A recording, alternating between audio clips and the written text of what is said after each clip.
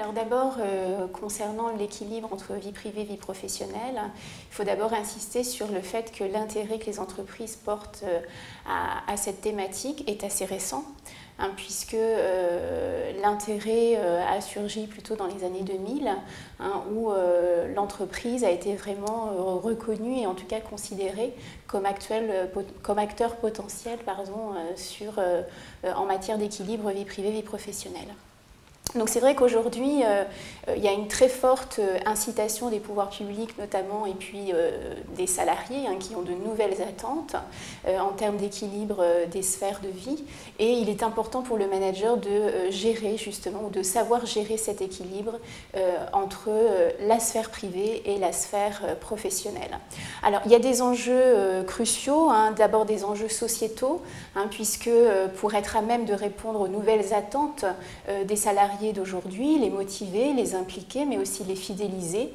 L'entreprise doit et se doit, en termes éthiques et en termes de management, de devoir justement gérer ses frontières, savoir répondre à ces nouveaux besoins, notamment les nouveaux besoins de la génération Y, qui est la génération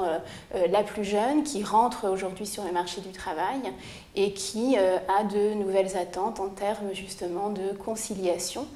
et d'équilibre des sphères de vie. Il faut faire face aussi aux enjeux juridiques parce que c'est vrai qu'il y a un cadre législatif de la non-discrimination, de la promotion de l'égalité, de la santé au travail qui contraignent aujourd'hui les entreprises à devoir justement faire face aux enjeux de ces nouvelles frontières parce que la non-conciliation ou le non-équilibre peut conduire à une souffrance au travail et à une source de stress. Enfin, il y a des enjeux clairement de responsabilité sociale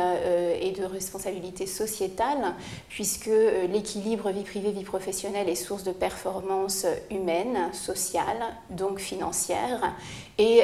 la non-conciliation, ou en tout cas la non-préoccupation de ce problème de la part des organisations, est peut-être vecteur justement de conflits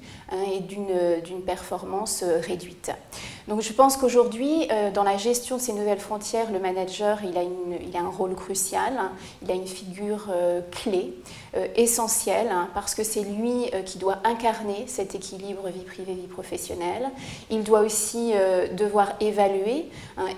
c'est-à-dire mettre en place un certain nombre d'indicateurs qui vont justement justifier cette conciliation au sein de l'organisation, et il va devoir aussi convaincre ses parties prenantes, tant en interne qu'en externe, pour justement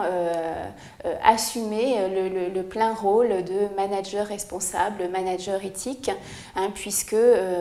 aujourd'hui, voilà, il faut insuffler une culture managériale beaucoup plus équilibrée, beaucoup plus inclusive et donc beaucoup plus performante.